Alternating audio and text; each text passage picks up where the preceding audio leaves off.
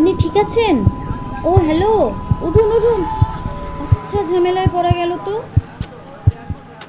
প্রায় 2-3 ঘন্টা পর ওই ব্যক্তির জ্ঞান ফেরে। সে ধড়ফড় করে উঠেই বলতে লাগলো, আমাকে ছেড়ে দাও বলছি, আমি কিছু করিনি। তা জ্ঞান তাহলে ফিরলো আপনার? পাশ থেকে আবারও সেই নারীর শব্দ, যেটা সে আগেও শুনেছিল।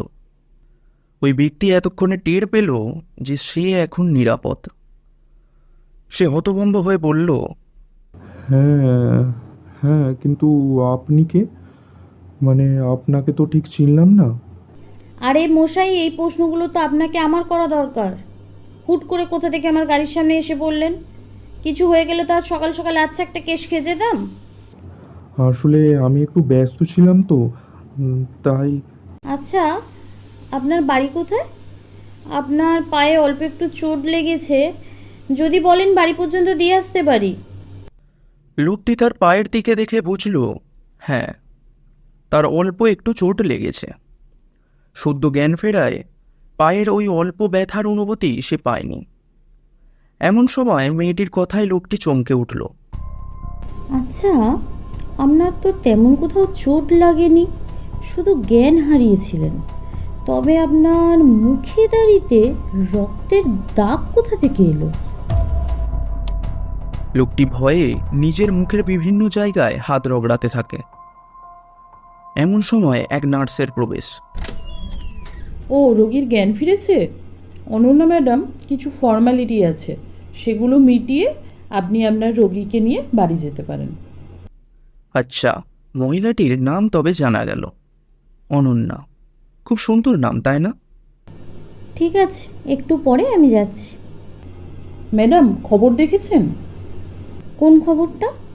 আরে ওই মাংস কেকুর খবরটা। সে নাকি সব রাস্তার পশু পাখি ধরে ধরে খাচ্ছে, এমনকি বাড়ির পালিত পশু পাখিগুলোকেও ছাড়ছে না। সুযোগ পেলেই চুরি করে নাকি নিয়ে চলে যায়। হ্যাঁ, যত সব। ভাগ্যিস পশু পাখির মাংস খায়, মানুষের মাংস খেলে কি যে হতো। সে যা বলেছ ম্যাডাম। এই তো আজই সকালে খবর দেখলাম তাকে নাকি কলকাতার এক জায়গায় দেখা গিয়েছিল। মুরগির দোকান থেকে মুরগি নিয়ে খাচ্ছিল, পরে কয়েকজন দেখে ফেলাতে বেশ তাড়াও খেয়েছে। তবে তার মুখ স্পষ্ট করে দেখা যায়নি। চারিদিকে শুধু এখন একটাই খবর, মাংস খেকো আর মাংস খেকো। বলো কি গো, সবশেষে মাংস খেকো নাকি মুরগি চোর? এই বলে তারা দুজনেই বেশ হাসতে লাগলো। আর পিছনের আগে ফুঁসফুস করতে লাগলো ওই ভদ্রলোকটি, যে কিনা খবরের হেডলাইনে থাকা সেই মাংস খেকো। এই খবরটি অবশ্য এদের কাছে অজানা। এই সব কথা বলতে বলতে তারা দুজনে বেরিয়ে যায় এই কক্ষ থেকে। অনন্যা ও নার্সিংহোমের বিভিন্ন ফর্মালিটি সম্পূর্ণ করতে থাকে। আর এদিকে ওই ব্যক্তি, অর্থাৎ আমাদের মাংস খেকো, কি করে এখান থেকে পালাবে সেই পন্থাই খুঁজছে। কয়েক মুহূর্ত এইসব ভাবতে ভাবতে লোকটি মনস্থির করেই নিল যে সে এখান থেকে পালাবেই। কারণ পরিস্থিতি যে হারে বদলাচ্ছে তাতে ধরা পড়ে যাওয়ার সম্ভাবনাই বেশি। তাই সে বেড থেকে নেমে বাইরে যাবে বলে তৈরি। এমন সময় হঠাৎ করে অনন্যার উদয় হলো। এ কি, আপনি এভাবে ব্যস্ত হয়ে পড়ছেন কেন? না, না, মানে আমি। ঠিক আছে, আসুন, আমি বিল পে করে দিয়েছি। এবার তাড়াতাড়ি চলুন, যাওয়ার পথে গাড়িতে করে আপনাকে ছেড়ে দিয়ে আসবো। এরপর অনন্যার প্রাইভেট গাড়িতে করে তারা যেতে লাগলো। গাড়ি চালাচ্ছে অনন্যা, আর লোকটি বসে আছে পিছনের সিটে। আসার পথে লোকটাকে চুপচাপ দেখে অনন্যা বলল, বাড়ি কোথায় আপনার? আপনাকে তো আবার পৌঁছে দিতে হবে। লোকটি কিছুই বলছে না, শুধু মাথা নিচু করে বসে আছে। আরে ও মশাই, আপনার বাড়িটা কোথায় বলুন না। অনাথ নাকি? এবার লোকটির মুখে খই ফুটল। আসলে, হ্যাঁ। কি, সত্যি আপনি অনাথ? বাড়ি ঘর আশ্রম কোথাও তো থাকেন নাকি? আগে না। ও মাই গড, আচ্ছা জ্বালায় বললাম তো। অনন্যা এই নিয়ে দ্বিধায় পড়ল যে লোকটাকে নিয়ে এবার কি করা যায়। অনন্যা এমনিতে একটু রাগী মনে হলেও ওর মনটা খুব নরম। কি বিশ্বাস হচ্ছে না? দেখবেন এক্ষুনি কেমন অফার দেবে। হ্যাঁ, মাথায় একটা বুদ্ধি এসেছে। এই আপনি আপনি মালির কাজ করতে পারবেন, আর সাথে বাড়ি পরিষ্কারের কাজটাও করে দিতে হবে। লোকটির তেমন কোনো সাড়া নেই। উফ, আরে বাবা, মাসে 10,000 টাকা, আর থাকা খাওয়াও ফ্রি পাবে। করবে? বাপরে বাপ, এত ভালো অফার পেলে আমি রাজি হয়ে যাই। কি আপনিও রাজি হয়ে যেতেন তাই না? আরে আরে আর কি করছিলাম। আচ্ছা গল্পে ফিরে যায়। তা এত ভালো অফার লোকটি মানা কি করে? লোকটিও রাজি হয়ে গেল। অন্তত অলিগলি তাড়া খেয়ে খেয়ে মাংস তো আর খেতে হবে না। তাই লোকটি বলল, হ্যাঁ। তা বেশ ভালোই হলো। এমনিতেই বংশী কাকা একা পুরোটা সামলাতে পারছিল না। এখানে বংশী কাকা কে একটু বলে রাখি। অন্না যে বাড়িতে থাকে সেই বাড়ির রান্না বান্না থেকে শুরু করে পরিষ্কার করা সব কিছুই, মানে সমস্ত যা কিছু কাজ সেই সব করে। মানে এক কথায় চটি মোছা থেকে চণ্ডীপাঠ সমস্তটাই তাকে করতে হয়। হঠাৎ লোকটি বলল, আচ্ছা, ওখানে আপনাকে ওই নার্স ম্যাডাম ম্যাডাম বলছিল কেন? হুম, আসলে পরোক্ষভাবে বলতে পারো ওই নার্সিংহোমটা আমাদেরই। বাপি ওখানে বেশ ভালো মতোই ফান্ড দেয়। তার থেকে আপনিও আমাকে ম্যাডাম বলা শুরু করে দিন। আচ্ছা ম্যাডাম। আরে আমি আর কি করছিলাম। আচ্ছা, আপনার নাম কি?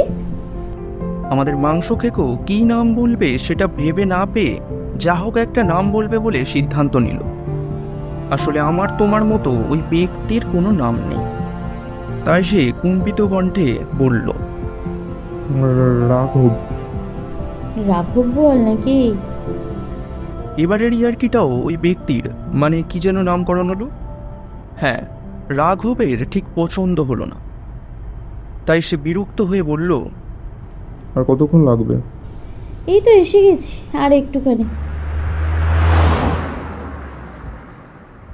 কয়েক মুহূর্ত পরেই গাড়ি এসে হাজির হলো অনন্যার বাড়ির সামনে।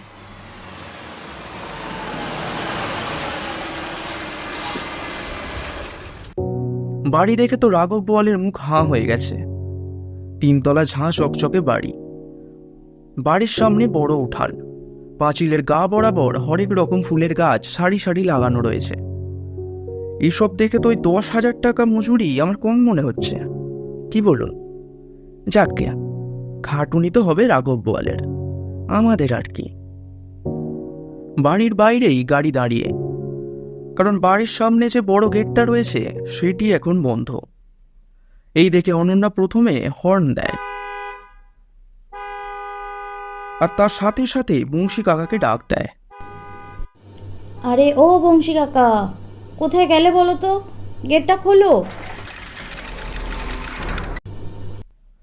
অনন্যার হাঁক ডাকে কাজ হলো, বললে হবে ম্যাডাম বলে কথা।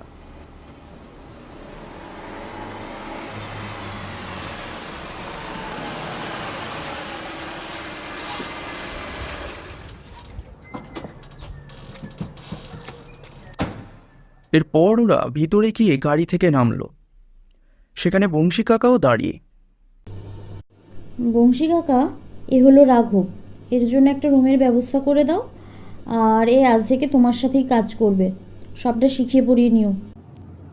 আচ্ছা দিদিমণি। আর শোনো বংশী কাকা, একে আগে বাথরুমে নিয়ে যাও। এত গাল ভর্তি দাঁড়িয়ে রাখলে চলবে না, বুঝলে রাঘব? তারপর বংশী কাকা রাঘব বাবুকে নিয়ে চলল, আর অনন্যা ম্যাডামও চলে গেলেন নিজের রুমে। আচ্ছা, মাংস খেকো এই বাড়িতেই রয়ে যাচ্ছে, কেমন একটা ভয় ভয় করছে না? সারাটা দিন প্রায় ব্যস্ততার মধ্য দিয়ে চলে গেল। কেউই কারোর সাথে তেমন কথা বলার সুযোগ পেল না। রাতের বেলা ডিনার টেবিলে সবার দেখা হলো। বংশী কাকা, কি খাবার হলো আজ রাতে? সঙ্গে সঙ্গে বংশী কাকা খাবার নিয়ে এসে হাজির। ফ্রাইড রাইস আর চিকেন কষা গো দিদিমণি। চিকেনের কথা শুনে আর কারো জিভে জল আসছে কিনা জানি না, তবে রাঘব বেশ খুশি হলো, কারণ আজ সে প্রথম রাধা মাংস খাবে।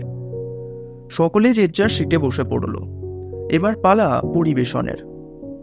কিন্তু রাঘবকে দেখে অনন্যা একটু অবাক হয়ে যায়, কারণ মুখ ভর্তি দাড়ি সব কেটে ফেলার পরে রাঘবকে আগের থেকে সম্পূর্ণ বিপরীত লাগছে। নোংরা ধুলোমাখা অল্প গন্ধযুক্ত ছেঁড়া পোশাক তার পরনে আর নেই। তাকে নতুন পোশাক কিনে দেওয়া হয়েছে।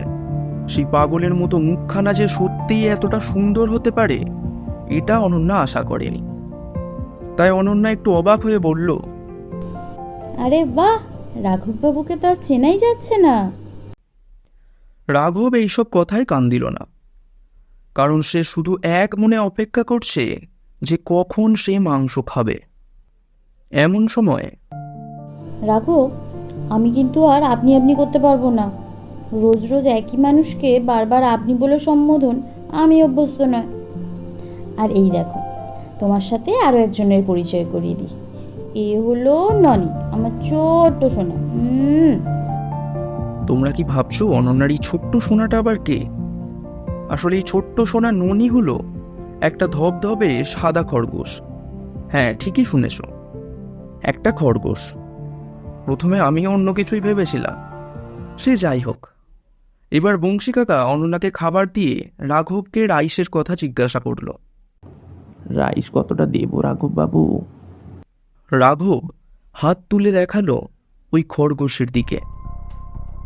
সকলেই প্রথমে একটু অবাক হলো।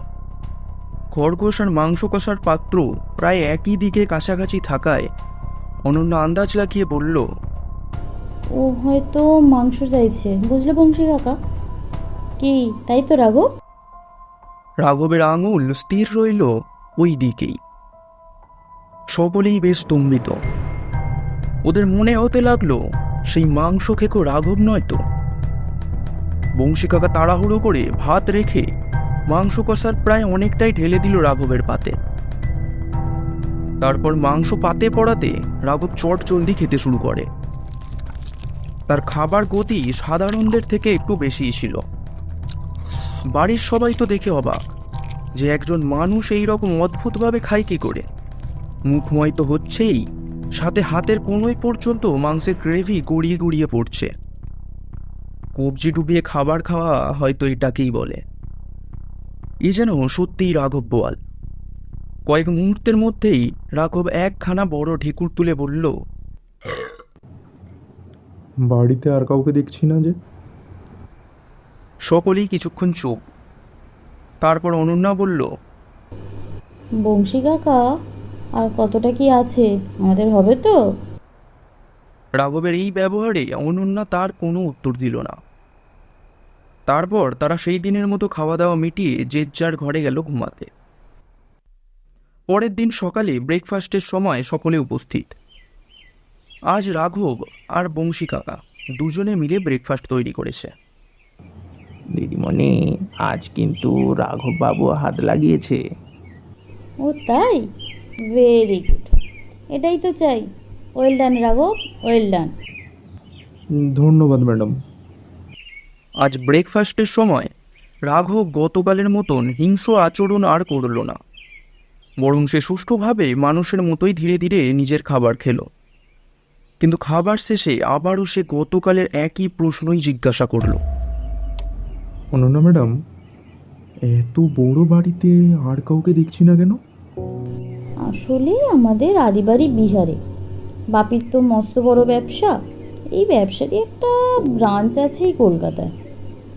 বাড়িতে তো আমার দাদা ভাই নেই, তাই এখানে ব্যবসাটা সামলাতে আমাকেই পাঠিয়ে দিয়েছে। অনেক বছরই হলো এখানে ব্রাঞ্চটা সামলাতে সামলাতে। কি বলো বংশী কাকা? হ্যাঁ, পাক্কা 6 বছর তো হবেই।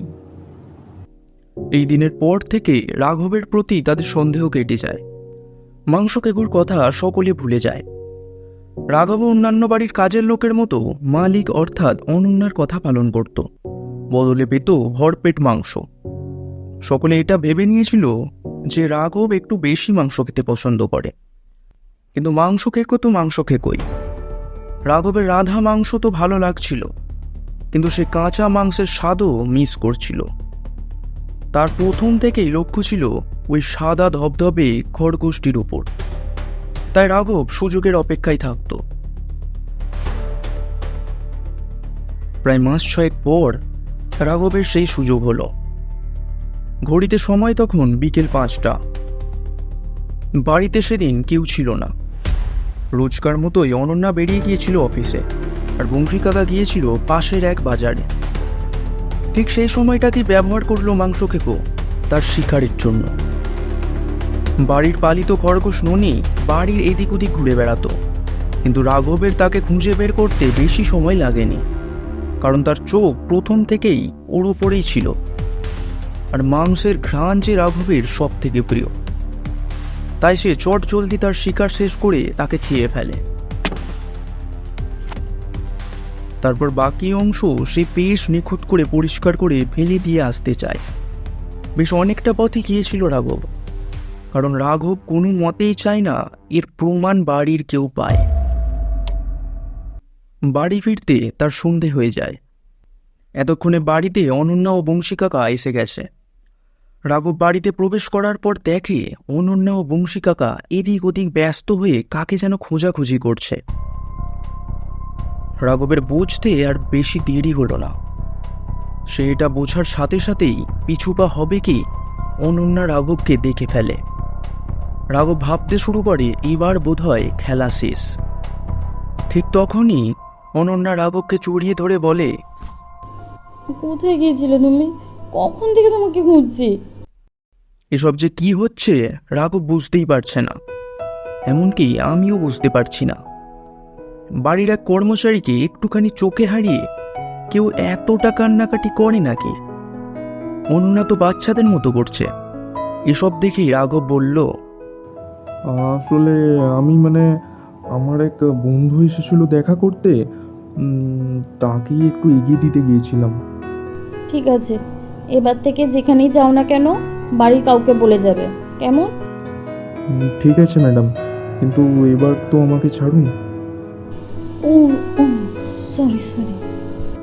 রাঘবের প্রতি যে অনন্যার মনে এতটা ভালোবাসা লুকিয়েছিল সেটার খবর কেউই জানত না।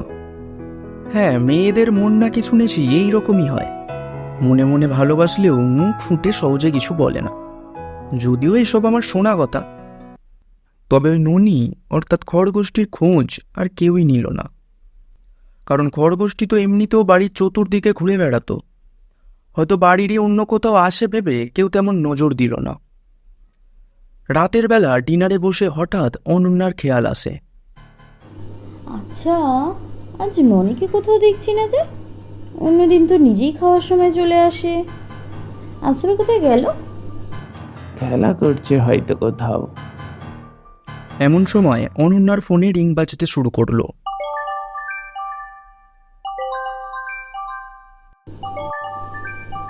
এই খাওয়ার সময় কে রে বাবা? এই রে, এটা তো পাপি ফোন করেছে। তোমরা কিন্তু একটু চুপচাপ থাকবে। হ্যাঁ পাপি, বলো। বড় খুকি, ওদিকে সব কেমন আছে? সব ঠিকঠাক তো? হ্যাঁ বাপি, এদিকে সব ঠিকঠাক চলছে। তোমাদের কি খবর বলো? আমাদের খবরও সব ভালো আছে, তবে তোর জন্য একটা খুশির খবর আছে। আমার জন্য আবার কি খুশির খবর? কথা বলার মাঝে একটু ফোড়ন কাটছি। আসলে এই কথা বলার মাঝে রাঘব তার খাবার শেষ করে উঠে গেছে। আমার জন্য কিছু সারপ্রাইজ রেখেছে বুঝি? হ্যাঁ, ওই রকমই কিছু। কি তাড়াতাড়ি বলো, আমার আর সবুর হচ্ছে না। আরে, আমার বন্ধু লালু, তার ছেলে বিলেত থেকে পড়াশোনা করে ফিরেছে মাত্র, এখানেই সেটেল হতে চায়। তো লালুই আমাকে এই প্রস্তাবটা দিল। এত ঘুরিয়ে ফিরিয়ে বলছো কেন? যা বলার সোজাসুজি বলো। আসলে লালুর ছেলের সাথে তোর বিয়েটা দিতে চায়। না, আমি এখন এসব বিয়ে টিয়ে করতে চাই না। দেখ শোনা, আমার ভেবে বলছিস তো? কারণ ওদেরও মস্ত বড় বিজনেস আছে। তোদের বিয়েটা হয়ে গেলে আমাদের ব্যবসাটাও অনেকটা শক্তপোক্ত হতো আর কি। ও, মানে তোমার ব্যবসার উন্নতির জন্য আমি নিজের ইচ্ছের বিরুদ্ধে চলে যাব? বাপি, আমি কিন্তু স্পষ্ট করে বলে দিচ্ছি, আমি এখন বিয়ে ফিয়ের ঝামেলায় যাচ্ছি না। আচ্ছা বাবা, আচ্ছা। তোর বয়সটা তো কম হলো না, প্রায় 28 বছরের বুড়ি তুই। তোর নিচে আরো একটা মেয়ে আমার বুড়ি হচ্ছে। এবার বল, বুড়ো বাপটা করবে তো কি করবে? ওসব আমি জানি না। আচ্ছা, নে তোর কথাই শুনলাম। এবার আমাকে একটু খোলসা করে বল তো, তোর কি কাউকে পছন্দ টছন্দ করা আছে নাকি? দেখ, যদি বলিস তবে আমি কালই তাদের সাথে কথা বলতে বেরিয়ে পড়তে পারি। তবে চলে এসো এখানে। কি? সত্যি? জামাই তবে কলকাতাতেই লুকানো আছে? হুম, এবার রাখো। আমি তাহলে আজই ব্যাগপত্র গুছিয়ে সবাইকে নিয়ে বেরোনোর ব্যবস্থা করছি। আশা করি কাল কোনো প্রকারে পৌঁছে যাব। ফোনে অনন্যার সাথে ওর বাপির ওই অতটুকুই কথা হলো। দিদিমণি, আমি তবে যেটা ভাবছি সেটাই কি, সেই ভাগ্যবান পুরুষ কি তবে আমাদের রাঘব বাবুই? হ্যাঁ বংশী কাকা, হ্যাঁ, সে তোমার রাঘব বাবুই। এরপর খাওয়া শেষ করে অনন্যা রাঘবকে ডাকতে ডাকতে রাঘবের রুমের দিকে যায়। রাঘব, রাঘব, এই তো তুমি এখানে। কি হয়েছে ম্যাডাম? আরে তুমি এসব ম্যাডাম ম্যাডাম করা ছাড়ো তো এবার। মানে? রাঘবের আরও কিছু বলার আগেই অনন্যা তাকে জড়িয়ে ধরে একটা সুন্দর অনুভূতির সম্মুখীন করালো, যাকে বাংলায় এক কথায় বলে চুম্বন। ভাগ্যিস সেটা অডিও স্টোরি, নইলে তো আমি তোমাদের চোখ চাপা দিতে বলতাম। রাঘব এর আগে অনেক পশু পাখির মাংসই খেয়েছে, কিন্তু আজ সে এই প্রথম মানুষের মাংসের স্বাদ পেল। এই মধুর স্পর্শানুভূতি তাকে এই চিন্তায় মত্ত করালো যে পৃথিবীর সমস্ত প্রাণীর মাংসের স্বাদ একদিকে, আর মানুষের মাংসের স্বাদ আর একদিকে। মানুষের মাংস যে এত মধুর ও নরম হতে পারে, রাঘব তাই প্রথম বুঝতে পারল। আজ থেকে আর ম্যাডাম ম্যাডাম নয়, ঠিক আছে? বাপি হয়তো কাল রাতের মধ্যেই চলে আসবে, তুমি তৈরি থেকো। হ্যাঁ, বাপিকে কাল আমাদের বিয়ের কথাটা বলবো। এই বলে অনন্যা নিজের রুমে চলে গেল। আর এদিকে রাঘব এক মনে তার প্রথম অভিজ্ঞতা অর্থাৎ মানব মাংসের স্বাদ নিয়ে ভাবছে। আশ্চর্যের বিষয়, সে নিজেও এক মানুষ, কিন্তু সে মানুষের স্বাদ যে এমন সুন্দর হতে পারে তা ভেবে উঠতে পারেনি। রাঘব আজই সন্ধ্যার আগে এক শিকার করেছে, কিন্তু তার ভিতরের মাংস খেকো যেন তাকে এই নতুন স্বাদের প্রতি আরও বেশি উদ্গ্রীব করে তুলছে। সে মরিয়া হয়ে উঠেছে ওই তীব্র মধুর ঘ্রাণ ও মিষ্টি স্বাদযুক্ত মাংস খাবে বলে। ঘড়িতে সময় তখন প্রায় 2টো, গভীর রাত। রাঘব তার ব্যাকুলতার কারণে ঘুমাতে পারছে না, সে ছটফট করছে। রুমের এক প্রান্ত থেকে আরেক প্রান্ত সে হেঁটে বেড়াচ্ছে। না ঘুমানোর ফলে তার চোখগুলোও বেশ লালচে বর্ণ ধারণ করেছে। এমন সময় রাঘব তার রুম থেকে বেরিয়ে সোজা যেতে থাকে অনন্যার রুমের দিকে।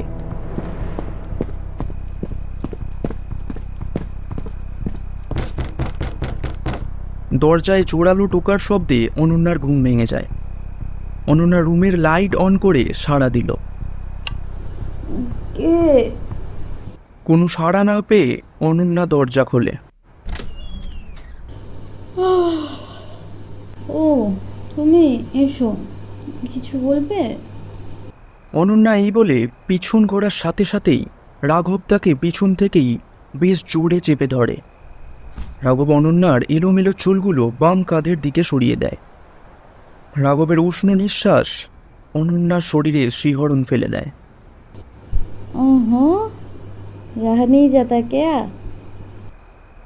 রাঘব এক মনে তার কাজে ব্যস্ত।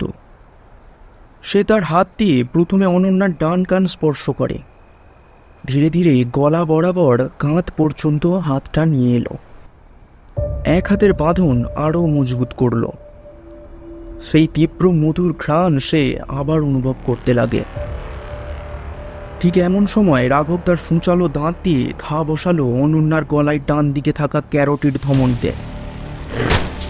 মুহূর্তের মধ্যেই রক্তের ঝর্ণা বয়ে গেল। মেঝেটা যেন লাল রক্ত চবায় সাজানো হয়েছে। অনন্যা চিৎকার করারও সময় পর্যন্ত পেল না। শিকারী তার শিকার সম্পূর্ণ করেছে। এবার মাংসকেও পরম আনন্দের সাথে তার খাবার উপভোগ করছে। তার শব্দ নিশ্চয়ই তোমাদের কানেও পৌঁছাচ্ছে। অনন্যা কিছু করতে বা বলতে পারল না, কিন্তু তার কাছে সমস্ত বেহিসেব অঙ্কগুলো মিলে যেতে থাকে। অনন্যা বুঝতে পারে সেই প্রথম দিন নার্সিংহোমে রাঘবের মুখে কিছুটা রক্তের ছিটে দেখতে পেয়েছিল কেন? সে সেই দিন থেকেই এক মাংস খেকোকে আশ্রয় দিয়েছিল। আর খাবার সময় অন্যান্য খাবার কম খেয়ে রাঘব মাংসই বা বেশি করে খেত কেন? আর ননিকেই বা আজ সন্ধ্যার পর দেখা যায়নি কেন? এই সমস্ত জটিলতা পরিষ্কার হয়ে গেল অনন্যার কাছে। কিন্তু এখন কি আর করার আছে? অনন্যা যে এখন এক ক্ষুধার্তের খাদ্য মাত্র। ক্ষুধার্ত কোনো প্রাণীকে কোনোদিন খেতে দেখেছো কেমন যেন পাত পরিষ্কার করে খায়? ঠিক তেমনই। কি ভাবছেন সবটা খেয়ে ফেললো? আরে না না, প্রায় 50-60 কিলো ওজন হবে। সবটা খাওয়া রাঘবের পক্ষে সম্ভব নয়। তাই সে যতটা পারলো পরিষ্কার করে বাকি অংশ এক বস্তায় ভরে বাড়ি ছেড়ে চলে গেল। গভীর রাত পেরিয়ে ভোর হয়ে এসেছে। ভোরের স্নিগ্ধ আলোয় ও কুয়াশায় ভরা জঙ্গলের পথে আমাদের মাংস খেকো এখনো মুখ মাখা রক্ত নিয়ে হাঁপিয়ে হাঁপিয়ে দৌড়াচ্ছে, ঠিক গল্পের শুরুতে যেমনটি দেখেছিলাম। শুধু পার্থক্য হলো এখন তার পিঠে বোঝাই আছে তার শিকার করা ভরপেট খাদ্য। আচ্ছা, মাংস খেকো যতক্ষণ দৌড়াচ্ছে ততক্ষণ তোমাদের সাথে কিছু কথা বলে নিই। মানুষ মানে আমরা লোভের বশে কত কি না করে বসি। অনেক সময় তো আমাদের খেয়ালই থাকে না আমরা কি করছি। লোভের অন্তিম পর্যায়ে তো ঠিক ভুলের বোধজ্ঞান পর্যন্ত আমরা হারিয়ে ফেলি। এই যেমন এই গল্পে রাঘব তার এক সুন্দর ভবিষ্যৎ লোভের বশে হারিয়ে ফেলল, শুধুমাত্র মাংসের লোভে। আমাদের কলম কণ্ঠের একটা স্লোগান আছে, জানেন তো? কলমে লেখা, কণ্ঠে বলা, এইভাবে শুরু পথ চলা, এই স্লোগানটা। আর এই চলার পথে আজ আমাদের চতুর্থ পর্ব। গল্পের নাম ক্ষুধার্ত মাংস খেকো। গল্পটি লিখেছি আমি, ঋত্বিক মণ্ডল। অনন্যা ও নার্স চরিত্রে রিমা কোলে। গল্প পাঠে ও অন্যান্য চরিত্রে আমি ঋত্বিক মণ্ডল। আমরা এবার থেকে ইউটিউবের কমিউনিটি পোস্টে গল্পের পোস্টারও শেয়ার করছি। তবে প্রতিটি গল্পের অগ্রিম ট্রেলারও যদি দেখতে চান তবে আমাদের ফেসবুক পেজ ফলো করতে পারেন। আর আমাদের নিবেদন, যদি তোমাদের ভালো লাগে তবে অবশ্যই আমাদের চ্যানেল কলমকণ্ঠ সাবস্ক্রাইব করে রাখুন। গল্পের শুরুতে এসব বিবরণ দিয়ে তোমাদের বোরিং ফিল করাতে চাইনি। আচ্ছা, লক্ষ্য করে দেখেছো কি মাংস খেকোর পায়ের শব্দ কিন্তু আর পাওয়া যাচ্ছে না। জানি না কোথায় গেল। আরও একটু লক্ষ্য করলে বুঝতে পারবে মাংস খেকো কিন্তু এখন মানুষ খেকোই পরিণত হয়েছে। যদি বলো পরের খণ্ড লিখতেই পারি। আমাদের তৃতীয় পর্বে যতটা আশা করেছিলাম ঠিক ততটা আশা পূরণ হয়নি, তাই এই পর্বে আমি তেমন কিছু আশা রাখছি না। চলো আজকের মতো বিদায় নিলাম, দেখা হচ্ছে পরের গল্পে। তবে শেষে একটু হিন্ট দিয়ে গেলাম, আমার দিদির বদলা আমি নেবই। গল্পের প্রতিটি চরিত্র ও ঘটনাবলী সম্পূর্ণ কাল্পনিক। কলমঘণ্ট কোনো কুসংস্কার বা অপরাধকে সমর্থন বা মাথাচাড়া দিচ্ছে না।